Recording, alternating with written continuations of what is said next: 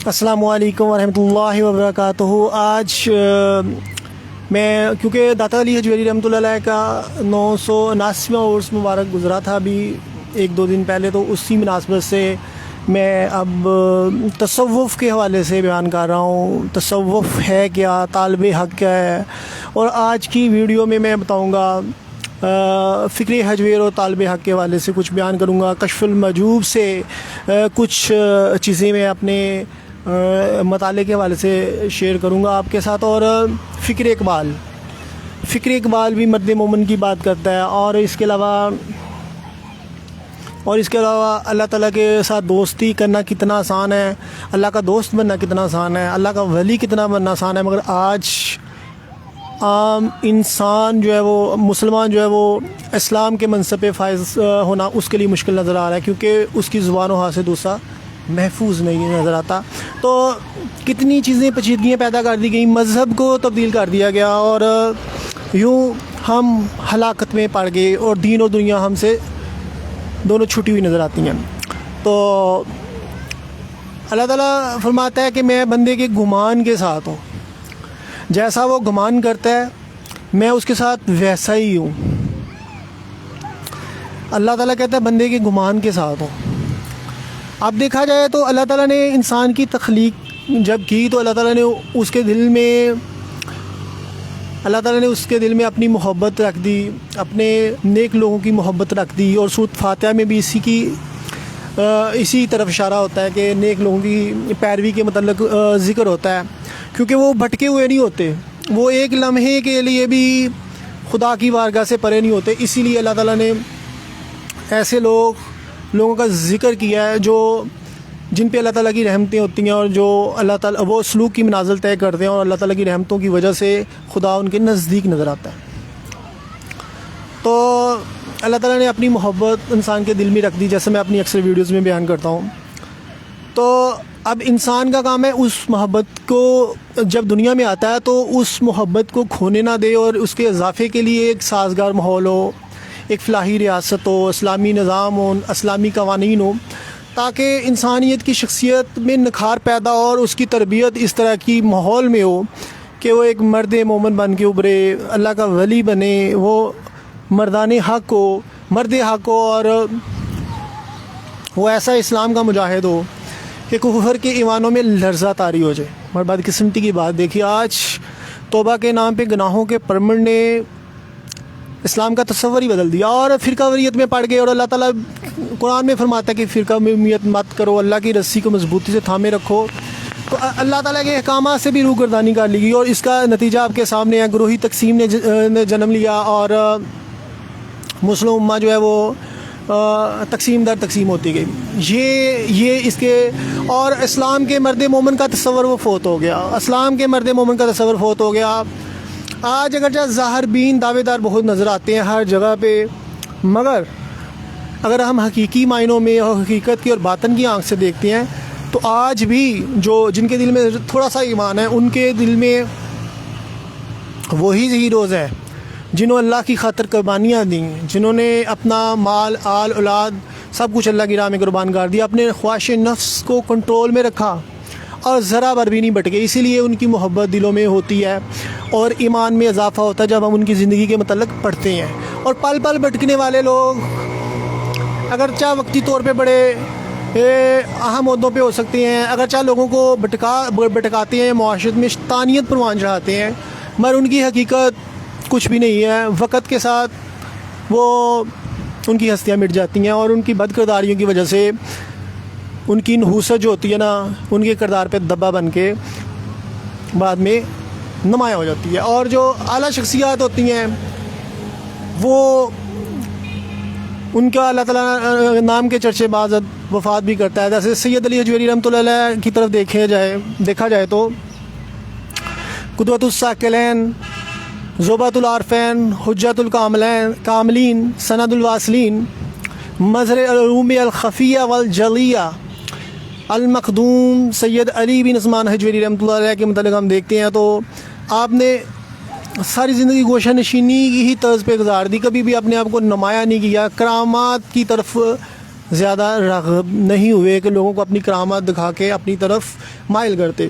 اسی لیے آپ جب بھی کرامت کا آپ سے مطالبہ کیا جاتا تو آپ کہتے کہ یہ دیکھو کہ کیا میرے سے کوئی غیر شرعی کوئی ایسی حرکت دیکھی ہے جو اسلام سے پرے ہو. تو وہ کہتے ہیں نہیں. لوگ کہتے تو آپ کہتے ہیں کہ یہی کرامت ہے. مگر بدقسمتی دیکھیے آج اسی بات کو کوڈ کرتے ہوئے ظاہر بین صوفیہ ظاہر بین ملا جو ہیں وہ اگرچہ شریعت کو اختیار کیے ہوئے ہیں مگر باطن ان کے پاک نہیں ہے. صوفی دل کی اصلاح کی بھی بات کرتا ہے. داتا صاحب نے بھی اپنے دور میں جاہل صوفیہ کی طرف بہت اشارہ کیا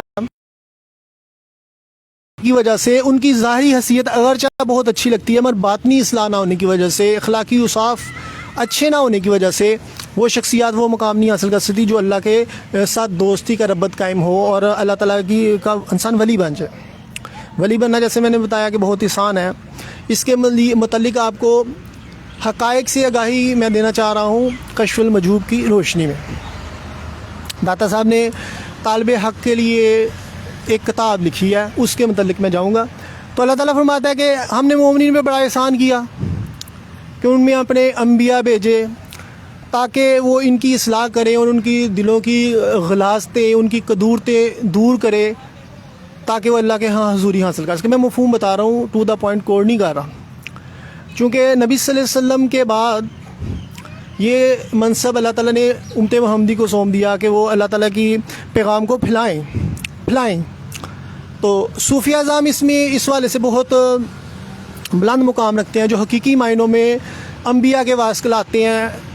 علماء انبیاء کے وارث ہیں. ولی بھی وارث ہوتا ہے کیونکہ ولی کا درجہ علماء سے بھی بڑھ کر ہوتا ہے. مگر علماء جو ہیں وہ ان کے کردار میں پختگی نہیں ہے. آج کل کے علماء کی بات کروں, پہلے زمانے کے علماء ہوں گے جو بہت حق پہ ہوں گے تو راہ حق کی سلوک طے کرنے کی وجہ سے صوفیہ اعظام اتنی تبلیغ بھی نہیں کرتے مگر ان کی ذات میں اتنی کشش ہوتی ہے اور ان کی باطنی آنکھ اتنی روشن ہوتی ہے کہ وہ کسی بھی انسان کے باطن پہ پڑتی ہے تو اس کا ضمیر دل جاگ اٹھتا ہے اور دل کی گلاسیں دور ہو جاتی ہیں. اور وہ کبھی آپ نے کمرے کو دیکھا ہو جو اندھیرے میں رات کی تاریکی میں اگر آپ نے کسی کمرے میں جاتے ہیں تو کچھ نظر نہیں آتا مگر جو ہی لائٹ آن کرتے ہیں تو آپ کو ہر چیز نمایاں نظر آنی شروع ہو جاتی ہے. یہی حال کافر اور مسلمان کے دل کی کیفیت کیا ہے, مرد مومن کے دل کی ہے جن کا ضمیر زندہ ہے, جن کا دل زندہ ہے.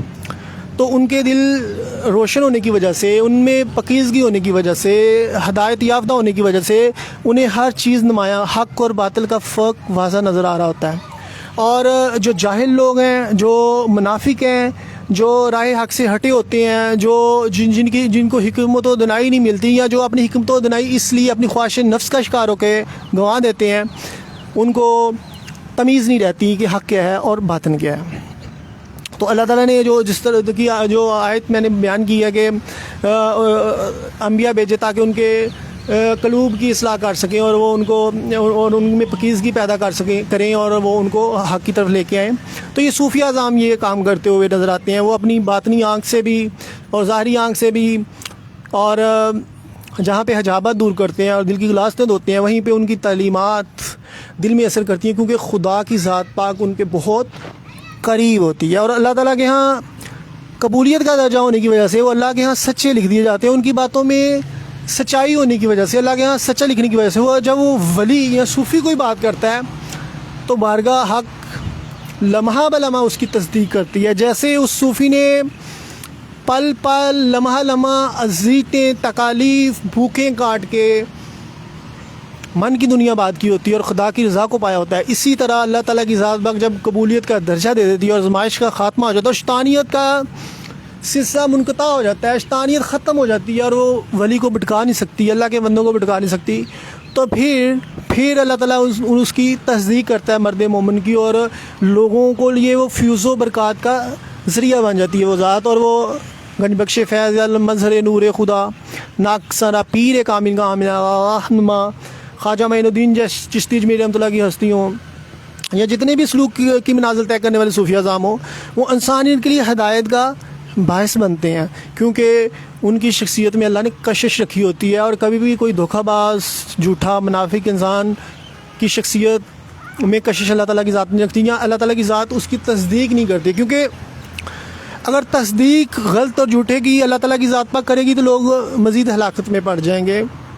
یہ علیحدہ سے بات ہے کہ جھوٹے اور برے اور منافق قسم کے لوگ بھی اپنی اجارہ داری قائم کرنے کے لیے سچائی کا کوڈ کرتے ہیں اور لوگوں کو بیوقوف بناتے ہیں، اور جو کم عقل ہیں وہی ان کی باتوں میں آتے ہیں، جبکہ صوفیہ اعظام یا اہل حکمت والے لوگ ان کو اس قدر ان کی باطنی آنکھ روشن ہوتی ہے کہ کھرے کوٹے کی ان کو پہچان ہوتی ہے۔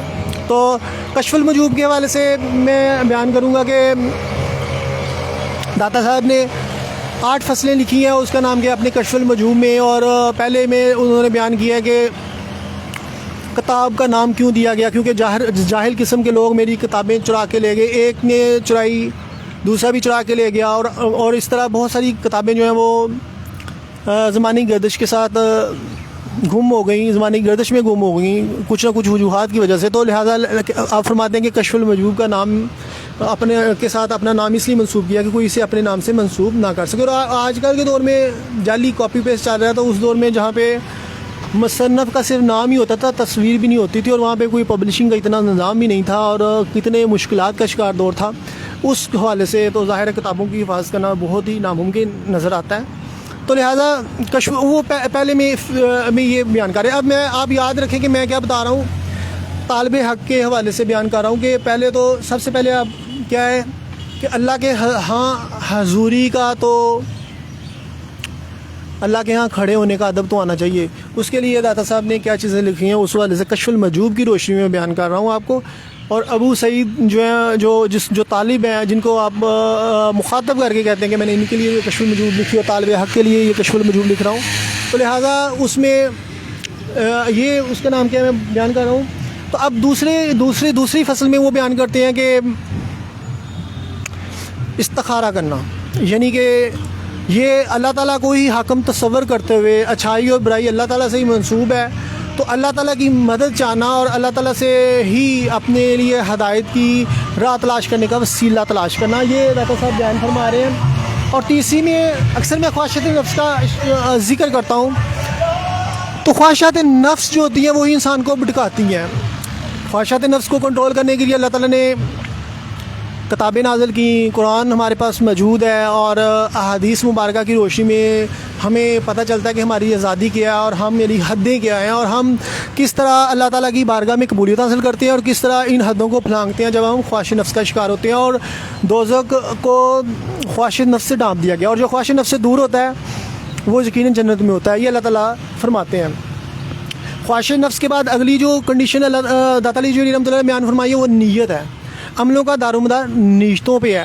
حضرت جنید بغدادی رحمۃ اللہ علیہ فرماتے ہیں کہ جس نے اچھی نیت کا ارادہ کیا اس نے 70,000 اپنے اوپر جو ہے نعمتوں کا، اللہ کی رحمتوں کا، عفیتوں کا دروازہ کھول لیا، اور جس نے غلط نیت کی، جس نے غلط ارادہ کا لیا، اس نے 70,000 آفتوں مصائب اپنے اوپر مسلط کر لیں۔ یہ وہ حضرت جنید بغدادی شخصیت ہیں جن کا سلسلہ نسب، داتا صاحب کا سلسلہ نسب آپ سے جا کے ملتا ہے۔ تو بہت بڑے بزرگ ہیں، ان کے حوالے سے کبھی پھر بات ہوگی ڈیٹیل کے ساتھ۔ ابھی فی الحال میں طالب حق کے حوالے سے بات کر رہا ہوں، اللہ کی دوستی کے حوالے سے بات کر رہا ہوں کہ نیت کا کس قدر اہم رول ہے، کسی بھی نیت کتنی ضروری ہے۔ اگر آپ کی نیت ٹھیک نہیں ہے تو نیت ایک ایسا تالا ہے جو آپ برائیوں کو لگاتے ہو اور آپ کبھی بھی اس کی طرف مائل نہیں ہوتے۔ نیت ایک ایسا تالا ہے جس کو آپ اگر کھولتے ہو اور اچھے راستے کی طرف چل پڑتے ہو تو پھر آپ کو کوئی بھی پریشانی نہیں ہے۔ تو لہٰذا نیت کا، عملوں کا دارومدار بھی نیتوں پہ ہے، اللہ تعالیٰ فرماتے ہیں۔ اور جیسا آپ نیت کرتے ہو، جیسی آپ نیت کرتے ہو، نیت حضرت علی فرماتے ہیں انسان مومن کی نیت اس کے عمل سے بہتر ہے، کیونکہ نیت میں دکھاوا اور ریاکاری نہیں ہوتی۔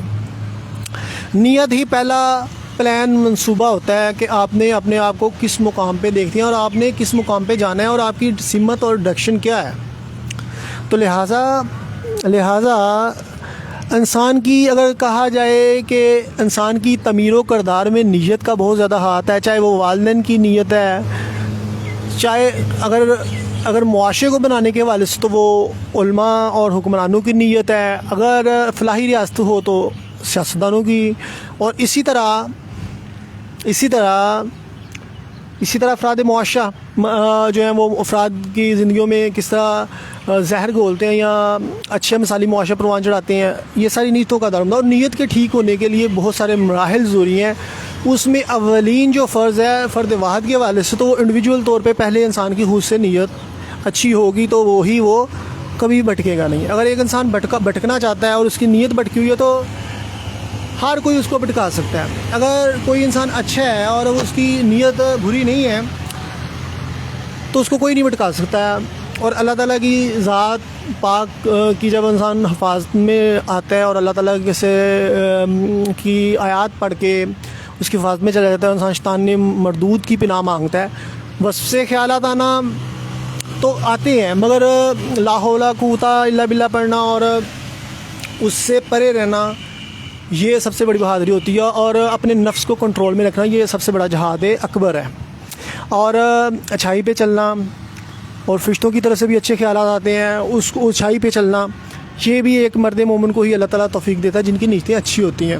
تو یہ نیت کا بیان داتا صاحب نے فرمایا کہ اس کے بعد آپ آ جاتی ہے نیت، بہترین نیت. اور نیکسٹ میں داتا صاحب فرماتے ہیں کہ اگر آپ کی طالب کی جو جستجو ہے اس کے لیے پہلے سب سے پہلے ہونا چاہیے کہ اس کے حقائق پہ نظر ہونی چاہیے. وہ کون سی منازل طے کرنا چاہ رہا ہے، اسے جب تک نہ ہو حقائق پہ نظر تیرا زجاج ہو نہیں سکتا حریف سنگ.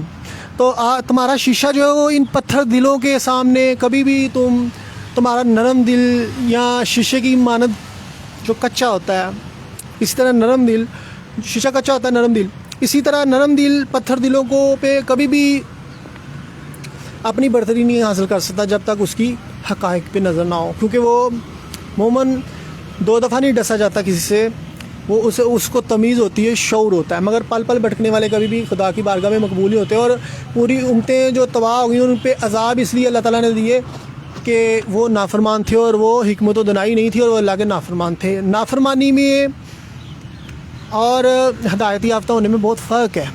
جان بوجھ کے اللہ کے ساتھ اللہ نے بغاوت کرنے میں اور چھوٹے موٹے گناہ جو ہوتے ہیں جو اس میں بہت فرق ہے. یہ اللہ تعالیٰ نے چیزیں بتائی ہیں. مگر بدقسمتی کی بات دیکھیں کہ آج اللہ کے خلاف اعلان بغاوت کر کے لوگ سمجھتے ہیں کہ ہم ذرا سا کہہ دیں گے اللہ ہمیں بخش دے تو ہمیں بخش دیے جائیں گے. ان لوگوں کے لیے، ایسے علماء کے لیے، ایسے سیاستدانوں کے لیے، ایسے عام لوگوں کے لیے ہلاکت ہے. اور اس لیے آج معاشرہ تباہ ہوتا نظر آتا ہے. میں مقصد سے نہ ہٹ جاؤں، ویڈیوز بہت لمبی ہو جاتی ہیں، تو لہٰذا میں اصل مقصدیت کی طرف جاتا ہوں کہ اللہ کے یہاں حضوری، ہم پازیٹیو طریقے سے ہم باتوں کو میں کرنا چاہ رہا ہوں. تو حقائق پہ نظر بہت ضروری ہے. تو داتا صاحب فرماتے ہیں کہ حجابات بھی 2 طرح کے ہوتے ہیں. ایک حجاب رعینی ہوتا ہے اور ایک حجاب غینی ہوتا ہے. رعینی سے جنید بغدادی رحمۃ اللہ فرماتے ہیں رعینی وہ حجاب ہوتا ہے جو جیسے وطن کی جمع وطنات، یعنی جیسے وطن میں پائیداری ہوتی ہے، اس طرح حجاب رعینی جو ہوتا ہے نا وہ مستقل ہوتا ہے، وہ حجاب دور نہیں ہوتا. کیونکہ آپ اس قدر آپ کے دلوں پہ مہر لگ چکی ہوتی ہے اللہ کی طرف سے، اور اس طرح آپ بغاوت کرتے ہو، انسانیت کی تذلیل کرتے ہو اور معاشروں کو تباہ کرتے ہو کہ تمہارا ہدایت کے پاس جانا ناممکن ہو جاتا ہے. اور اللہ تعالیٰ بھی فرماتا ہے کہ انسان خسارے میں اور ان کے دلوں پہ مہر لگ جاتی ہے. وہ نفس امارہ کا شکار لوگ ہوتے ہیں، وہ ان کا نفس جو ہوتا ہے نا اس قدر سرکشی میں آگے چلا جاتا ہے کہ وہ سچائی پہ کی طرف نہیں لوٹ سکتے. تو جبکہ حجاب غائنی جو ہے وہ جلدی ختم ہو جاتا ہے چھوٹے موٹے گناہوں کی وجہ سے، دانستہ طور پہ. فطرت بھی معاف کرتی ہے ان کی تقصیریں. علامہ اقبال فرماتے ہیں کہ اگر کوئی ایسا کوئی لا علمی میں گناہ چھوٹا موٹا سرزد ہو جائے تو وہ اللہ تعالیٰ جو ہی وہ اللہ تعالیٰ کی وضو کرنے سے یا عبادات کرنے سے وہ ختم ہو جاتے ہیں. اور یوں انسان وہ پھر اس کا جو ہے نا وہ پروٹوکول جو اللہ کی طرف سے انسان کو ملتا ہے کہ اس کو جو اللہ کی رحمتیں ہیں وہ بحال ہو جاتی ہیں. انسان کا جو دلوں پہ حجابات جو پاڑے ہوتے ہیں وہ ختم ہو جاتے ہیں اور روشنی ملنی شروع ہو جاتی ہے. وہ پھر اس کی باطنی آنکھ روشن ہونا شروع ہو جاتی ہے، جیسے صوفی اعظام کی آنکھیں روشن ہوتی ہیں، اس طرف اشارہ ملتا ہے. تو نماز بھی برائی اور بے حیائی سے روکتی ہے. اقبال فرماتے ہیں، اقبال کنکلیوڈ کرتے ہیں ان تمام چیزوں کو کہ یہ ذکر، یہ نیم شبی، یہ مراقبے، یہ سرور، تیری خودی کے پاسماں نہیں تو کچھ بھی نہیں۔ اقبال فرماتے ہیں اگر یہ تمام چیزیں تمہیں خدا کی بارگاہ میں مقبولیت کا درجہ نہیں دیتی کہ تم عبادات بھی کر رہے ہو، تو پھر تمہیں سمجھ لینا چاہیے کہ تم اپنے دل کی بیماریوں کا شکار ہو، تم خواہش نفس کا شکار ہو۔ دانش و دین علم و فن بندگی ہوس تمام، عشق گرائے کشائے کا فیض نہیں عام۔ ابھی عشق تو اپنی ہستی مٹانے کا نام ہے۔ حوث کے پجاری کبھی بھی عشق کی منازل طے نہیں کر سکتے یا عشق کے مقامات پہ فائز نہیں ہو سکتے۔ یہ اقبال فرما رہے ہیں فرشتوں کا گیت نظم میں، اور حقیقت کو آشکار کر رہے ہیں۔ تو عشق کی تلوار اور یہ اقبال فرما گئے، اور داتا صاحب بھی 10 صدیاں پہلے فرما گئے، تقریباً 10 صدیاں ہونے کو ہیں، کہ اس دور میں بھی جاہل لوگ بہت زیادہ تھے، جاہل صوفیہ، جاہل علماء کی بھرمار تھی، اگرچہ اچھے لوگ بھی تھے مگر جاہل بھی بہت زیادہ تھے۔ بدقسمتی کی بات دیکھیں آج کے دور میں تو ہر چیز ہی تبدیل کر دی گئی، ہر چیز تبدیل کر دی گئی، ہر چیز تبدیل کر دی گئی۔ ایون جھوٹوں کو لوگ اپنا امام مانگتے ہیں، بد کرداروں کو لوگ ہوشیار چلاک سمجھتے ہیں، اور اچھے انسان کا لوگ مذاق اڑاتے ہیں کیونکہ ان کے دل نرم ہوتے ہیں، اور لوگ سمجھتے ہیں ہم اس کو بیوقوف بنا رہے ہیں۔ اور اللہ بھی فرماتا ہے کہ وہ اللہ سے مکر کرتے ہیں اور اللہ ان سے مکر کرتا ہے۔ اور نعوذ باللہ استغفر اللہ، مولانا روم رحمۃ اللہ علیہ اپنی کتاب مثنوی مولانا روم میں فرماتے ہیں کہ کفار لوگ جو ہیں وہ سرکار صلی اللہ علیہ وسلم کو نعوذ باللہ تنہا سمجھتے ہوئے ان کا مذاق اڑاتے تھے۔ وہ سمجھتے تھے ہم زیادہ طاقتور ہیں، ہم آپ پہ غلبہ حاصل کر لیں گے، اور یہ شخصیت کبھی بھی ہم پہ غالب نہیں آئے گی۔ تو اللہ تعالیٰ نے ان کے مکر کا ان کو جواب دے دیا، اور اللہ تعالیٰ نے کیسے قوت و غلبہ سرکار کو فرمایا۔ اور مولانا روم فرماتے ہیں کہ وہ اندھے تھے عقل کے، وہ یہ نہیں جانتے تھے کہ اللہ کی نصرت اور فرشتوں کی مدد آپ سرکار کے ساتھ ہے، مگر وہ اپنی ظاہری طور پہ ظاہر بین ہونے کی وجہ سے اور متکبر ہونے کی وجہ سے انہوں نے ہلاکت حاصل کر لی۔ تو یہ تھے اللہ کی دوستی کے حوالے سے میں نے جو بتایا مختلف چیزیں، نفس کی خرابیوں، اور سب سے پہلے جو چیزیں میں نے آپ کو بتائی ہیں کہ وہ اللہ سے لو لگانا، پھر اس کا نام کیا ہے استخارہ کرتے ہوئے آپ جناب اپنی خواہشات نفس کو کنٹرول کریں، اپنی نیت اچھی کریں، پھر اپنی جستجو کو دیکھیں، پھر آپ جستجو کو دیکھتے ہوئے حقائق پہ مد نظر رکھتے ہوئے اپنے دل پہ، اور ایک لمحہ کا محاسبہ ہزاروں سالوں کی عبادت سے بہتر ہے۔ لمحہ فکریہ ہونا، آپ ہر روز اپنا محاسبہ کریں، پل پل اپنا محاسبہ کریں۔ انسان کا جہاد تو نفس کے ساتھ پل پل ہو رہا ہے، اور انسان کو خود محاسبہ کرنا چاہیے وہ کس گڑھے میں گر رہا ہے، دوزخ کے گڑھے میں گر رہا ہے کہ جنت کی طرف جا رہا ہے۔ تو علامہ اقبال کا یہ نظریہ تھا کہ ہو اگر عشق تو کفر بھی مسلمانی، نہ ہو تو مسلمان بھی کافر و زندگی۔ علامہ اقبال فرماتے ہیں کہ اگر تم لمحہ بلمحہ اپنا محاسبہ نہیں کرتے اور تم مولویوں کے باتوں میں آ کے گناہوں کے جنہوں نے پرمٹ دیے ہوئے ہیں توبہ کے نام پہ، اگر تم اپنی شخصیت کا خاتمہ کر لیتے ہو تو ایک وقت آتا ہے کہ اللہ تم پہ مہر صادق کر دیتا ہے، جیسے میں نے بتایا کہ ان کے قلوب پہ مہر لگ گئی، تو پھر تم یہ نہ سمجھو کہ تم مسلمان کلمہ پڑھ لے یہی کافی ہے، بلکہ تم بڑے کبیرہ گناہ کرنے کی وجہ سے اسلام سے خارج بھی ہو سکتے ہو۔ والدین کا نافرمان، رشوت دینے والے لینے والے دونوں جہنمی، ملاوٹ کرنے والا ہم میں سے نہیں، حرام مال کھانے والوں کے متعلق جو اللہ نے تنبیہ فرمائی ہے وہ چیک کریں، جیسے رشوت کا ذکر کیا، تو ناحق قتل کرنے والا جنت میں نہیں جائے گا۔ پڑھ کے دیکھ لیں کسی بھی جگہ پہ، اور جو مولوی کہتا ہے قاتل جنت میں جائیں گے وہ مجھ سے بحث کر لیں، میرے سے مکالمہ رکھ لیں، میں ان سے کر لیتا ہوں مناظرہ کہ کیسے جنت میں جائیں گے۔ سرکار کی ایک حدیث میں نے پڑھی کہ قتل کرنے والے قاتل و مقتول دونوں دوزخ میں جائیں گے۔ صحابہ کرام رضوان اللہ اجمعین بہت حیران ہوئے کہ یا رسول اللہ وسلم جس نے قتل کیا وہ تو دوزخ میں جائے گا، مقتول کیوں دوزخ میں جائے گا؟ یہ ہمیں سمجھ نہیں آئی، اس کی وضاحت